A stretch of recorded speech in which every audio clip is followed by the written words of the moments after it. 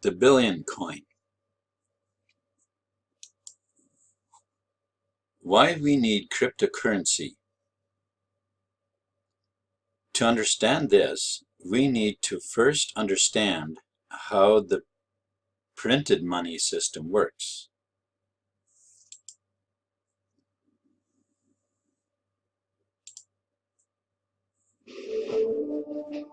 You are about to learn one of the biggest secrets in the history of the world. It's a secret that has huge effects for everyone who lives on this planet. Most people can feel deep down that something isn't quite right with the world economy, but few know what it is. Gone are the days where a family can survive on just one paycheck. Every day it seems things are more and more out of control, yet only 1 in a million understand why. You are about to discover the system that is ultimately responsible for most of the inequality in our world today. The powers that be do not want you to know about this, as this system is what has kept them at the top of the financial food chain for the last 100 years. Learning this will change your life because it'll change the choices that you make. If enough people learn it, it'll change the world because it'll change the system. For this is the biggest hidden secret of money. Never in human history have so many been plundered by so few, and it's all accomplished through this, the biggest scam in the history of mankind.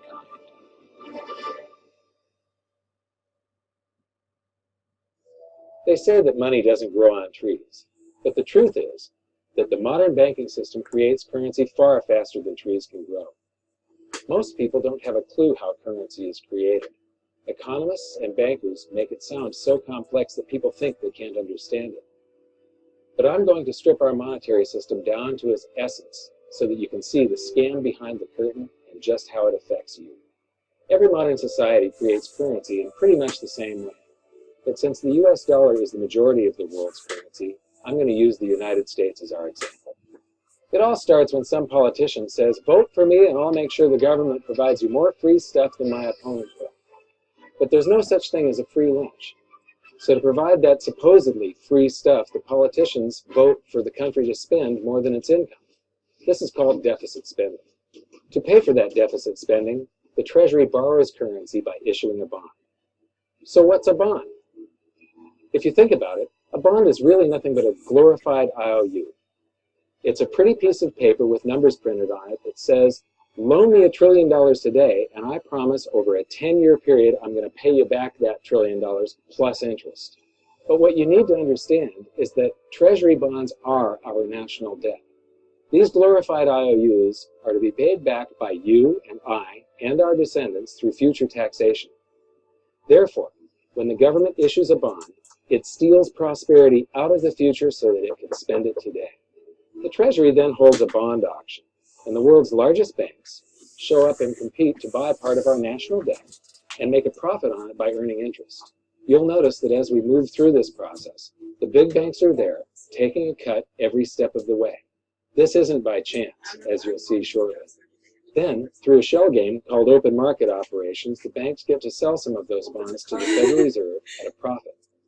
To pay for the bonds, the Federal Reserve opens up its big old checkbook and writes bad, bogus, counterfeit checks that should bounce because they're drawn on an account that always has a zero balance. There isn't 1 penny in there. To quote from the Boston Federal Reserve, "When you or I write a check, there must be sufficient funds in our account to cover that check.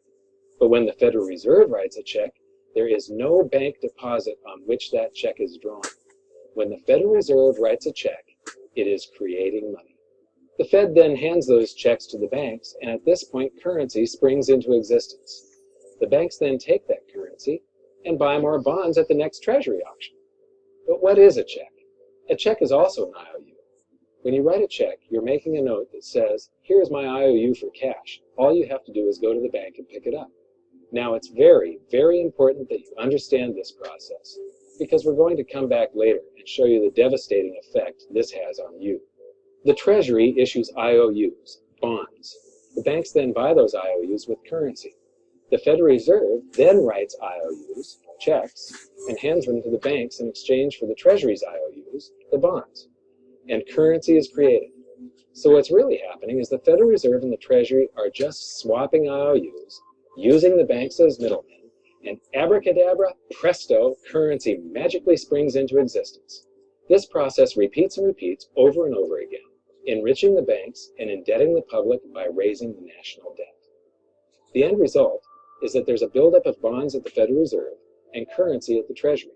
This process is also where all paper currency comes from. The Federal Reserve and the government mistakenly call it base money because they didn't watch episode 1 of this series and they don't know the difference between money and currency. But I will correctly refer to it as base currency because it is not money. It is currency, and as we've learned, there is a big difference. Money has to be a store of value and maintain its purchasing power over long periods of time. We learned in episode 1 that earlier in our history, our paper currency was just a claim check. It was a representation for real money of intrinsic value, the gold and silver that was held on deposit at the Treasury. You could walk into any bank and slap your currency, like say a $20 bill, on the counter and redeem it for real money, a $20 gold piece.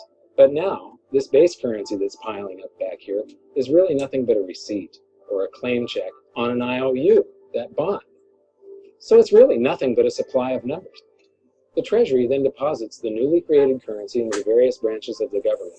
And the politicians say, hey, thanks for that. And the government does some deficit spending on public works, social programs, and war. The government employees, contractors, and soldiers then deposit their pay in the banks.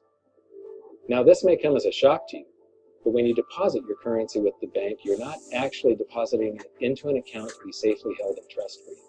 Instead, you're actually loaning the bank your currency, and within certain legal limits, they can do with it pretty much anything they please.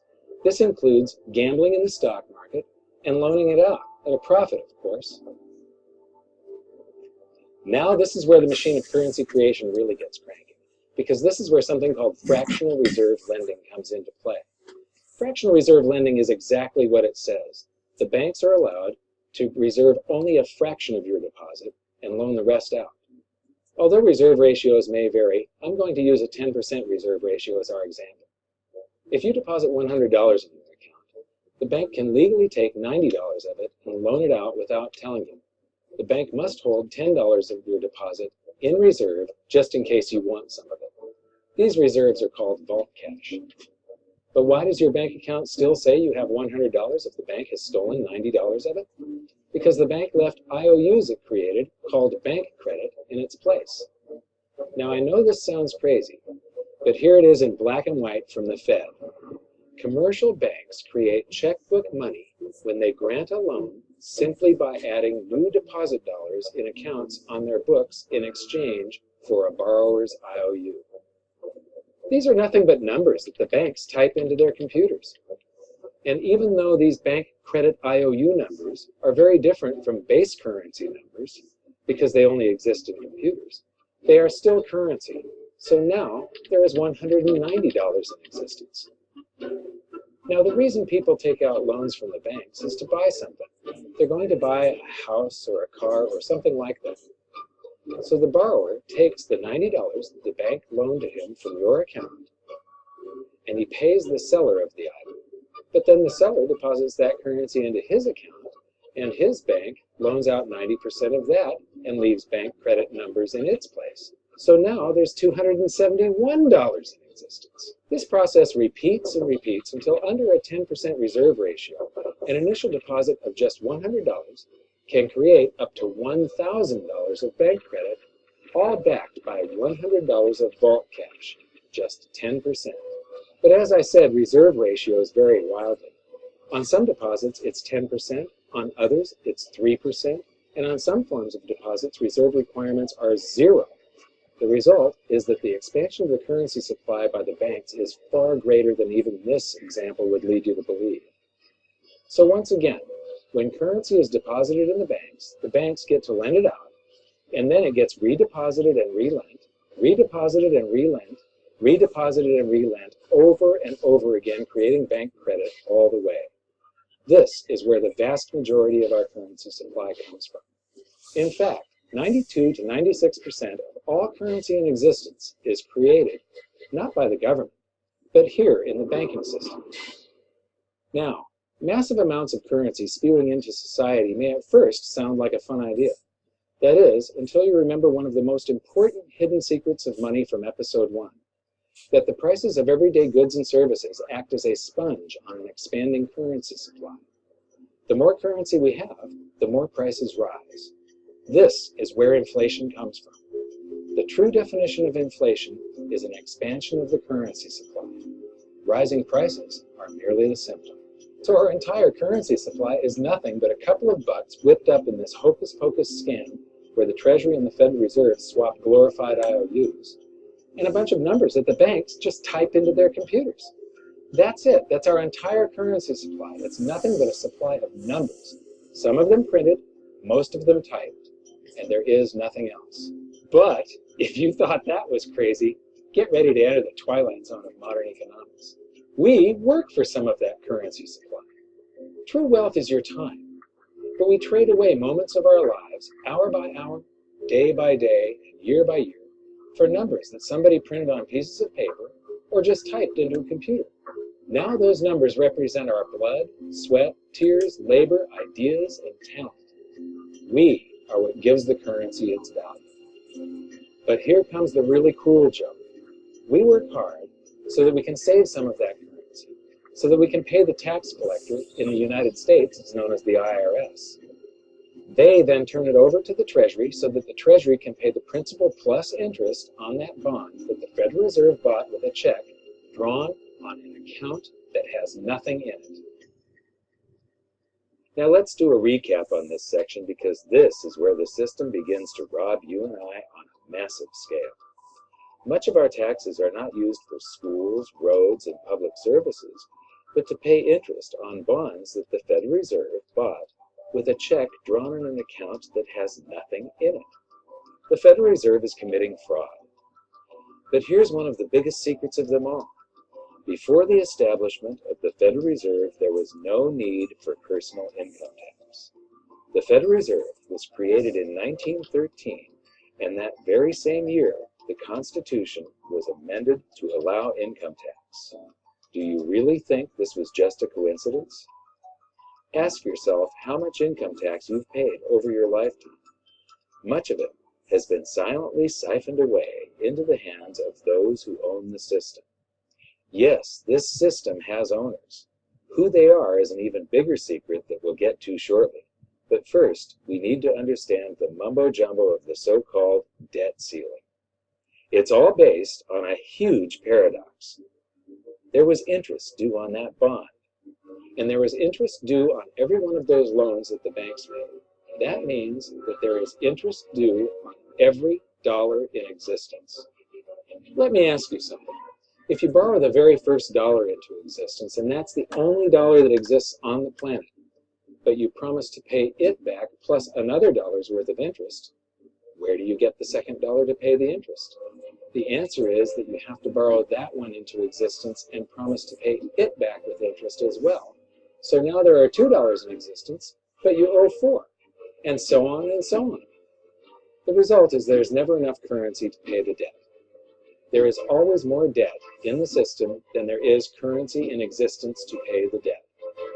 Therefore, the whole system is impossible. It is finite. It will come to an end one day. What would happen if the government stopped borrowing to do deficit spending? Are the payments on those treasury bonds going to stop? What would happen if the public stopped borrowing and going deeper into debt? Are your house and car payments going to stop? No. There is a payment due every month on the principal plus the interest on every dollar in existence, and those payments do not stop. If we stop borrowing, then no new currency is created to replace the currency that we used to make those payments. Whether you're making a payment on a loan or paying tax to make a payment on a bond, the portion of the payment that goes to pay off the principal extinguishes that portion of the debt. But the debt also extinguishes the currency. Currency and debt are like matter and antimatter. When they meet, they annihilate each other. If we just pay off the principal only on all the loans and bonds that exist, the entire currency supply just vanishes. So if we don't go deeper into debt every year, look what happens. the whole thing goes into a deflationary collapse under the weight of those payments. Politicians and pundits alike talk about balancing the budget, paying down the debt, and living within our means. They don't understand that that is deflationary. It is impossible to do under our current monetary system without collapsing the whole economy. This is why any talk of a debt ceiling is not only ridiculous, it's delusional. The system is designed to require ever-increasing levels of debt just to continue. And that's why politicians will always kick the can down the road and raise this so-called debt ceiling over and over again until the whole system finally collapses under its own weight. In other words, they don't want it to collapse on their watch. The Founding Fathers of the United States knew the dangers of central banking and fought to free themselves from this very thing. The Revolutionary War started out as a tax revolt, but now we must pay tax just to have a monetary system. Having just suffered through the hyperinflation of the Continental dollar, which was printed into oblivion to finance the Revolutionary War, they understood the dangers of fiat currency and debt-based monetary systems. So to protect future generations from institutional theft and out-of-control government, they wrote into the Constitution that only gold and silver can be money, for the simple fact that you can't print them. Our current system is not only unconstitutional, but it robs us of the liberty and prosperity our forefathers fought and died for. We are all feeling the effects of ignoring the Constitution right now. By forcing more currency into circulation, our purchasing power is diluted. Inflation is a slow and insidious stealth tax that is simply the result of this debt-based monetary system. This system empowers and benefits those who create the currency and receive it first, as they get to spend it into circulation before it has an effect on the economy. They're stealing purchasing power from you and transferring it to the banks and the government every hour of every day because of this false monetary system. And it's not like the people at the top don't know this. To quote the Federal Reserve, the decrease in purchasing power incurred by the holders of money due to inflation imparts gains to the issuers of money. This is a fraud. It is a pyramid scheme, it is a Ponzi scheme, it's a scam, and it's a lie. Our entire monetary system is nothing but a form of legalized theft. But here's the biggest con job of them all. The Federal Reserve is not federal. It has stockholders. There is no federal agency that has stockholders. What's a stockholder? A share of stock represents a percentage of ownership in a corporation. So the stockholders are the owners of that corporation. Therefore, the Federal Reserve is a private corporation with owners. And you can see it for yourself if you go to the Federal Reserve's website, and it will say, the stockholders receive an annual dividend of 6%. Now, we know that the stock in the Federal Reserve was originally issued to the largest banks in the United States. But because of mergers and acquisitions through the years, you can't actually trace who owns the stock in the Federal Reserve. That's a very closely guarded secret. My guess would be that the owners are those primary dealers, the banks that get to make a profit by selling part of our national debt, those bonds, to the Federal Reserve, who buys them with a check from nothing. Then we pay tax to pay the principal and the interest on those bonds so that the Federal Reserve can pay the banks a 6% dividend. Don't be alarmed if you don't quite comprehend the deception of this system at first glance. Very few people do. It is purposely complex. The economist John Maynard Keynes once wrote, "By this means, government may secretly and unobserved confiscate the wealth of the people, and not one man in a million will detect the theft." I believe that presented correctly, anyone can understand this system, regardless of how complex it is. So let's do a recap and break it down even more. The way the system works is that, step 1, the government creates glorified IOUs. These bonds increase our national debt and put the public on the hook to pay it back. Step 2, IOUs are swapped to create currency. The Treasury sells the bonds to the banks. The banks then turn around and sell our national debt at a profit to the Federal Reserve, which they probably own. The Federal Reserve then opens its checkbook that doesn't have a penny in it and buys those IOUs with IOUs that it writes, checks, on a checking account that has a zero balance. Then they give those checks to the banks and currency just springs into existence. And then the whole process repeats. This results in a buildup of bonds at the Federal Reserve and currency at the Treasury, which is really just a supply of numbers. The Treasury then deposits the numbers in the various branches of the government, and we get to step 3. The government spends the numbers on promises, public works, social programs, and war. Then the government employees, contractors, and soldiers deposit their pay into the banks, and we get to step 4, where the banks multiply the numbers by magically inventing more IOUs through fractional reserve lending, where they steal a portion of everyone's deposit and lend it out. That currency gets redeposited, and then a portion is stolen again. And the process repeats over and over, magnifying the currency supply exponentially. Then we work for some of those numbers, which brings us to step 5, where our numbers are taxed. We pay tax to the IRS, who then turns our numbers over to the Treasury, so the Treasury can pay the principal plus the interest on bonds that were purchased by the Federal Reserve with a check from nothing. Then we get to step 6, the debt ceiling delusion. The system is designed to require ever-increasing levels of debt and will eventually collapse under its own weight because politicians always kick the can down the road. They don't want it to collapse on their watch. And finally, step 7, the secret owners take their cut. The world's largest banks own the Federal Reserve. Those banks make a profit selling our national debt to the Fed. They make a profit when the Fed pays them interest on the reserves held at the Fed, and the Fed pays them a 6% dividend on their ownership of the Fed. This system is fundamentally evil. It funnels wealth from the working population to the government and the banking sector. It is the cause of the artificial booms and busts of modern economies, and it causes great disparity of wealth between the rich and the working class. And it is only possible because we no longer use real money, we use currency. But worst of all, it is a form of enslavement. Bond is the root word of bondage. Whenever a government issues a bond, it is a promise to make us pay tax in the future. Nobody asked you if you wanted to pay tax today for the prosperity we all enjoyed in the last century. Nobody is asking our children if they want to work hard in the future to pay for the prosperity we're enjoying now. George Washington once wrote to James Madison, "No generation has the right to contract debts greater than can be paid off during the course of its own existence." By stealing prosperity from tomorrow so we can spend it today, we enslave ourselves and future generations.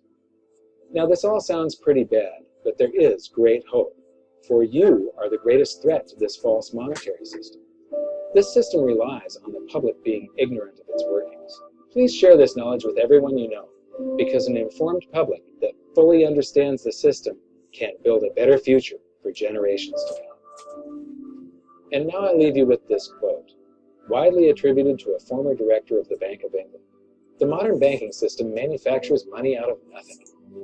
The process is perhaps the most astounding piece of sleight of hand that was ever invented.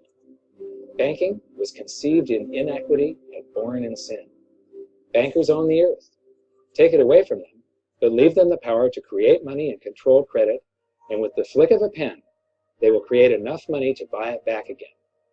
But if you want to continue as the slaves of bankers and pay the cost of your own slavery, let them continue to create money and to control credit. This is the Federal Reserve in Washington, D.C. It's located on Constitution Street, and that is just as much of a joke as the New York Fed being located on Liberty Street. Both of them are unconstitutional, both of them limit our liberty, and they transfer wealth away from us every second of every day to the Federal Reserve, to the government, and to the banking sector. You are now among the 1 in a million who can detect the theft of your prosperity. So the big question is, what can you do about it? 1. Watch this video until you can describe and teach it to others. Those who understand this system can make preparations for its unavoidable collapse and protect themselves. History shows that those who don't will probably be wiped out. 2. Share this video with everyone, especially those you care about. All it takes is a mouse click or two to get this message in front of millions. Post this video on Facebook, Tweet it, email it to loved ones. Please share it wherever you can. 3. Join the conversation. The current world monetary system is based on a 300-year-old design meant to enrich a few at the expense of the many. There must be a better way. At hiddensecretsofmoney.com, we've created an open-source platform for the design and development of a new world monetary system. We're calling on every economist, every student, every college, every bright mind, and anyone who cares to join the discussion. In educating ourselves and each other, we can prevent the further loss of our freedoms and maybe, just maybe, win some of them back.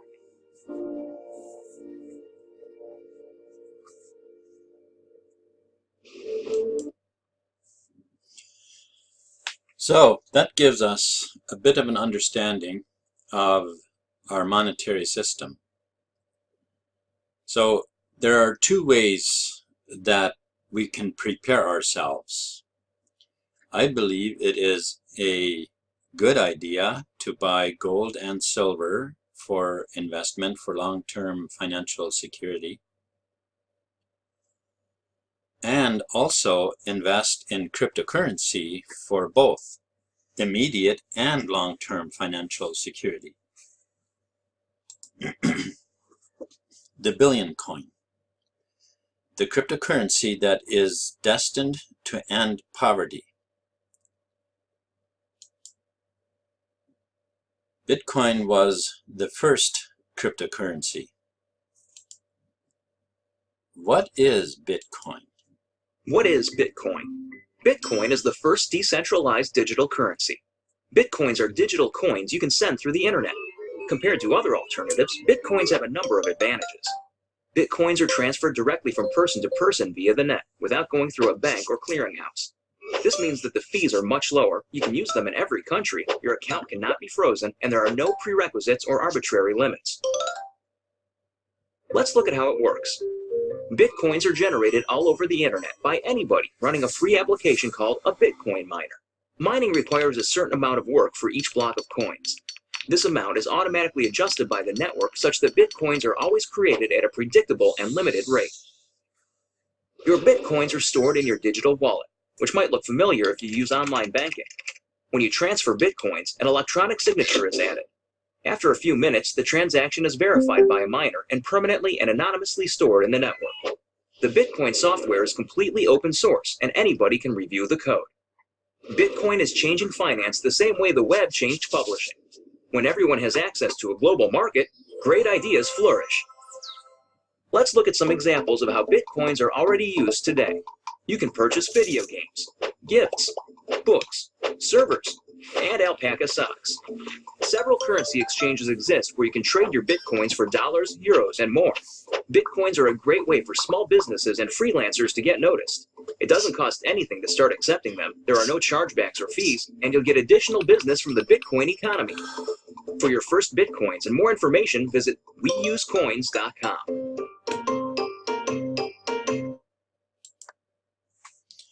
Okay, so there we have it. That's what Bitcoin is.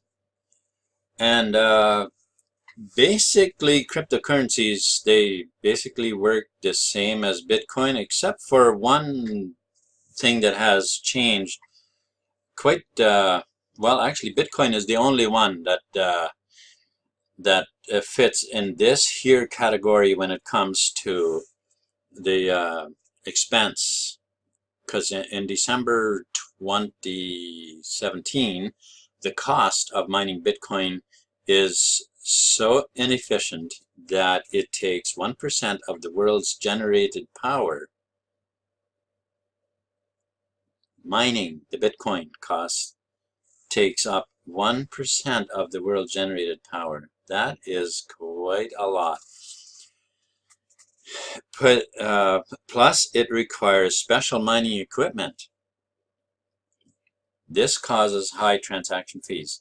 So Bitcoin, the original coin, it was a very good trailblazer for the rest of cryptocurrencies, but it's not that efficient. In comparison, we have TBC. Mining TBC coins costs nothing more than just simply the normal use of your computer. So that's a very big change.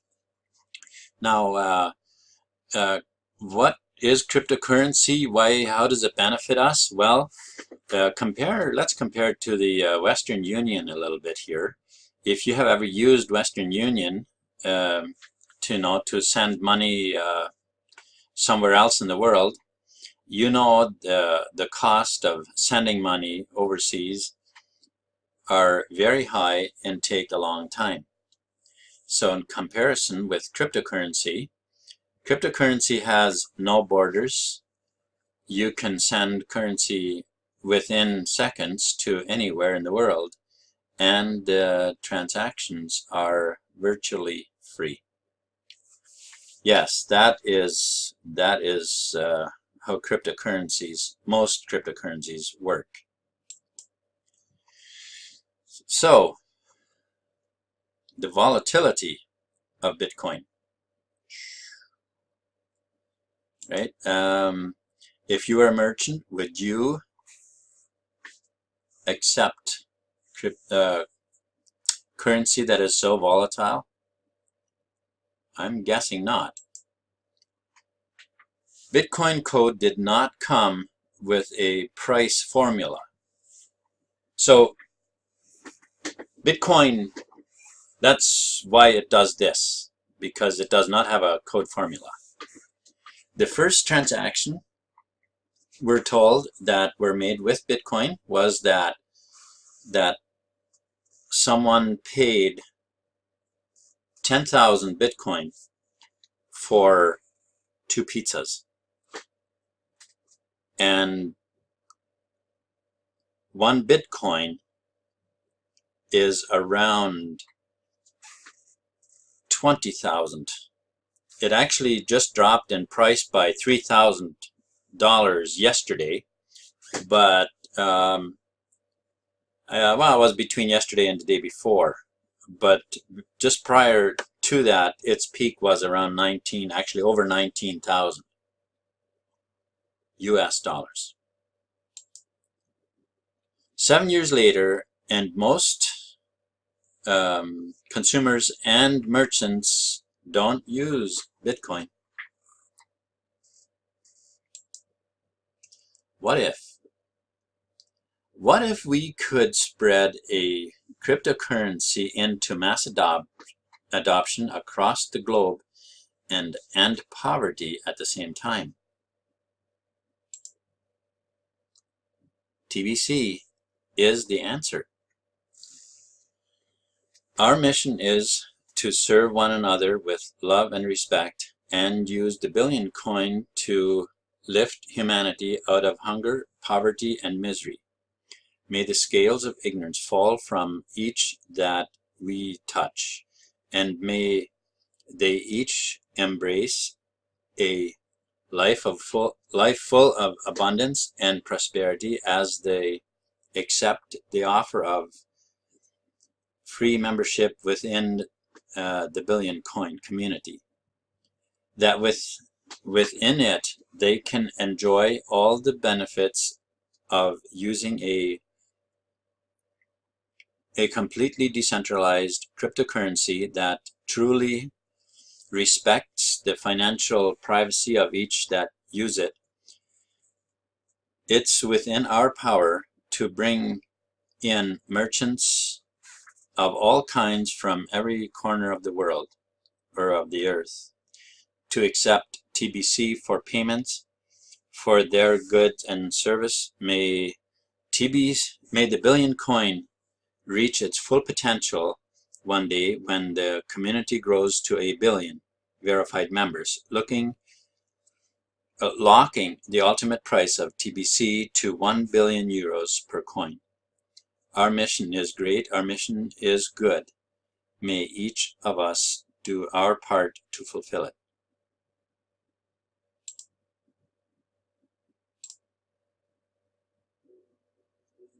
The TBC coin was launched on March 21st, 2016, at the initial price of 1/10 of 1 cent in euros. The ultimate price is equal to the total number of verified TBC members multiplied by €1. The current price adjusts once every 24 hours at midnight Fiji time according to the TBC formula. The path that the TBC formula follows is based on the average growth of the TBC community.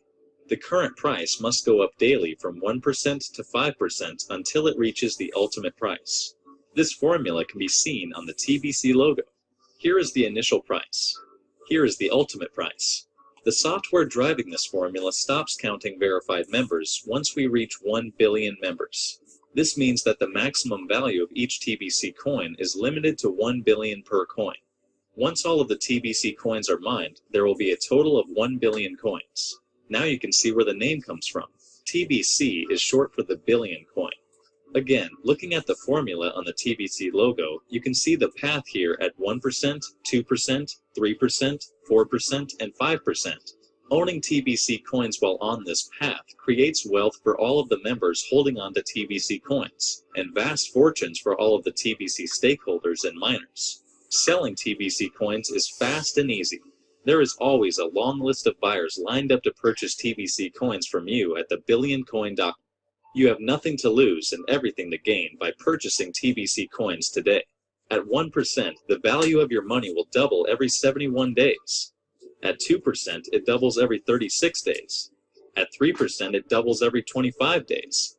At 4%, it doubles every 19 days. And at 5%, it doubles every 15 days. Do you know what time it is in Fiji? Hurry and buy TBC coins today before the current price goes up again. Even if all you have is 1 penny to make your purchase, if 1 penny can buy you at least 1 TBC coin, then you could become a TBC billionaire once the current price ultimately reaches 1 billion. Just buy it and hold on to it to make all of your wildest dreams come true. So you better hurry and get back to the person that invited you to watch this video so that you can complete your purchase today.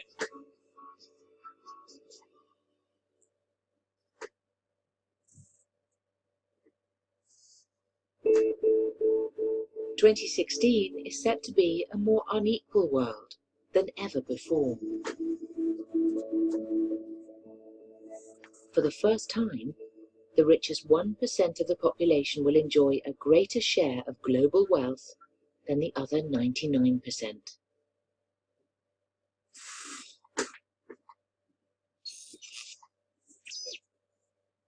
It's the year 2016, and the elite have a plan, and it's not by accident that the 1% own more of the global wealth than the 99% combined today. Naturally, this is the root cause of poverty in our world. Poverty is so widespread and devastating today that it has deeply marked the human condition within every country on the face of the earth. You and I, and the remainder of the 99%, have been forced to share what is left over.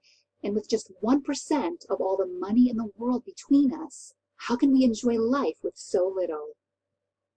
People are talking a lot about inequality these days, about the fact that the richest 1% have so much more than everybody else. But most of the focus seems to be on the United States, and it strikes me that the same story needs to be told about global inequality too. So I did some research, and this is what I found from reliable sources like the UN. It turns out that while the US is totally out of whack, things are actually way worse for the planet as a whole. Let's start with this graph, a perfectly even distribution of wealth among all living people, with everyone divided into 5 equal groups. Now, let's show how much each group actually has. Shocking, right? 80% of the world's people barely have any wealth. It's hard to even see them on the charts. Meanwhile, the richest 2%, they have more wealth than half of the rest of the world. Let's look at this chart another way. Let's take the whole world's population, all 7 billion of us, and reduce it to just a representative 100 individuals. Here they are. Poorest people on the left, richest people on the right. Now let's show how the world's total wealth, roughly $223 trillion, is distributed. The vast majority have practically nothing. Nothing with which to educate their children, nothing with which to pay for basic medicines. While the richest 1%, they've accumulated 43% of our world's wealth. The bottom 80%, meanwhile, that's 8 out of every 10 people, have just 6% between them. But even this doesn't really show how extreme things have become. The richest 300 people on Earth have the same wealth as the poorest 3 billion. So the number of people it takes to fill a mid-sized commercial aircraft have more wealth than the populations of India, China, the US, and Brazil combined. We can also see this difference geographically, with a huge and growing gap between a few rich places versus the majority of the world. For most of history, things were much more equal. 200 years ago, rich countries were only 3 times richer than poor countries. By the end of colonialism in the 1960s, they were 35 times richer. Today, they're about 80 times richer. Rich countries try to compensate for this by giving aid to poor countries, about $130 billion each year. That's a lot of money. So then why does the wealth gap keep getting bigger? One reason I found is that large corporations are taking more than $900 billion out of poor countries each year through a form of tax avoidance called trade mispricing. On top of this, each year poor countries are paying about $600 billion in debt service to rich countries on loans that have already been paid off many times over. And then there's the money that poor countries lose from trade rules imposed by rich countries to get access to more resources and cheaper labor. Economists from the University of Massachusetts calculate that this costs poor countries about $500 billion a year. Altogether, that's more than $2 trillion that flows from some of the poorest parts of the world to the richest. Every year. Rich governments like to say they're helping poor countries develop. But who's developing who here? This makes me think that there's something wrong with the basic rules of the global economy. It can't be okay that the wealth of our planet is becoming so concentrated in the hands of such a tiny number of people. The only reasonable response, it seems to me, and our only hope, is to change the rules.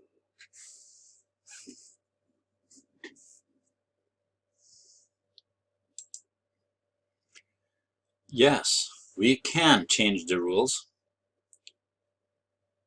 and that we can do with TBC. So how did I get involved with TBC? Well, I don't actually know, but I will tell you anyway. See, when Bitcoin was first announced, I started watching it and stuff. I didn't buy any right away, but I certainly had a keen interest. And then I noticed there were a few other coins, not necessarily Bitcoin, but some altcoins. There was Dash and some other ones. Well, Dash was at the time the one that interested me, and I bought some. I spent about $500 in buying some Dash. Well, in just over the period of just a few months, my 500 had turned into 15,000 that my Dash was worth, and I was quite pleased with that. But then Dash tapered off. It dropped down and down and down and down, and just kept on going down. And I had still around 6,000 or so left, and I ended up freaking out and selling it, and paid it into a couple of other altcoins that also just slowly kept on dropping in price. And when I had about $3,000 left still, I was on an exchange called Yobit, and I for a few nights in the row, I sat up, fairly late and just checked out different coins. I wanted some coin.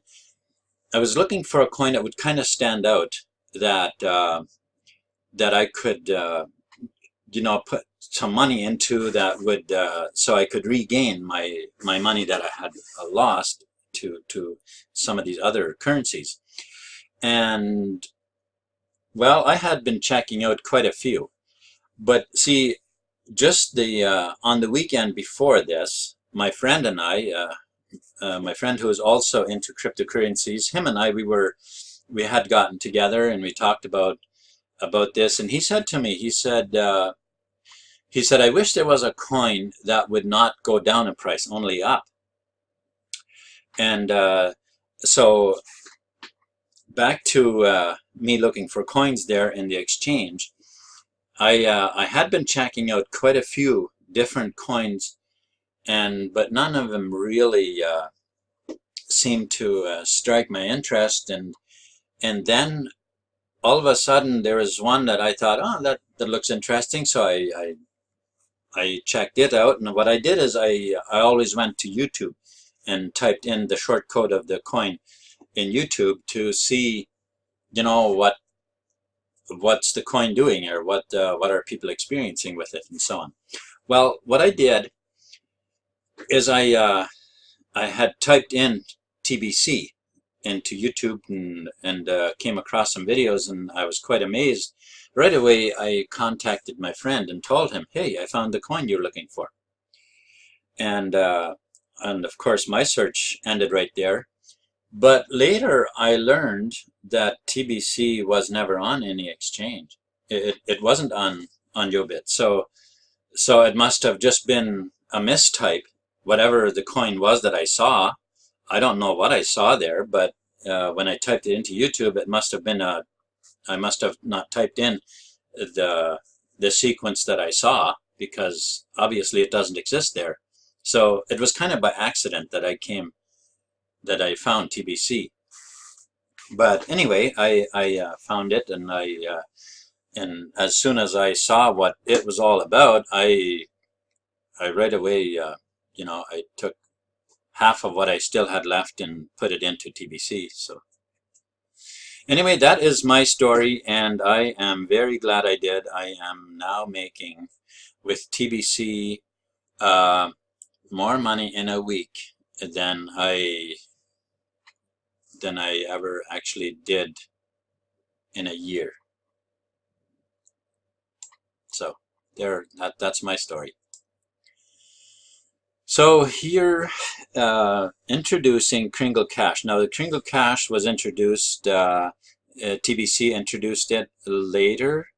When I got into TBC, the KRINGLE.CASH system was already available, only I wasn't introduced through KRINGLE.CASH. It wasn't that somebody was advertising KRINGLE.CASH that I found it through that. So I only found out about it a little bit later on in the, you know, while I was in this all. So this is actually the marketing system for TBC, if you will. So that's what the KRINGLE.CASH is all about. So it's what this actually does. It's the change. It's breaks the change down much smaller, because you see, a TBC coin will ultimately be 1 billion euros. So you need to break that down into small change, because not everybody is going to own a full TBC, which of course that would be nice if everybody did, but that's not quite, it's not how it's going to be quite. But we are trying to make it as equal as we possibly can to get more people, to get TBC more into the hands of more people. And this is why we are giving away 25,000 Kringles. To every member that joins, we give them 25 Kringles, and this will be worth 250,000, actually not dollars, but euros, 250,000 euros when the TBC coin reaches its full ultimate price. And the only fee there is there is a $10 fee for your wallet. That's the only fee there is to have this working for you. And so this is the marketing program for TBC. So cryptocurrency versus currency versus paper currency. Obviously, as we saw in the video before, well, cryptocurrency is debt-free. It's not borrowed into existence, so it's debt-free. And so what you have, you own. And in cryptocurrency, of course, with TBC, if you get some right now, it's still, TBC still has 10 more times that it's going to double in price. So getting some right now would actually be a good idea. If you just get some and just hold on to it, however much you are going to get will double 10 times as of yet. It is going to be reduced to 9 times very soon, but it does increase in price every day until it reaches its ultimate price. So, and of course, paper currency, as we saw in the video there, it is borrowed into existence to be paid back with interest. Sorry, to be paid back with interest, thus enslaving us and future generations. So, collect your Kringles today. Get your wallet at cryptotbc.com. Thank you.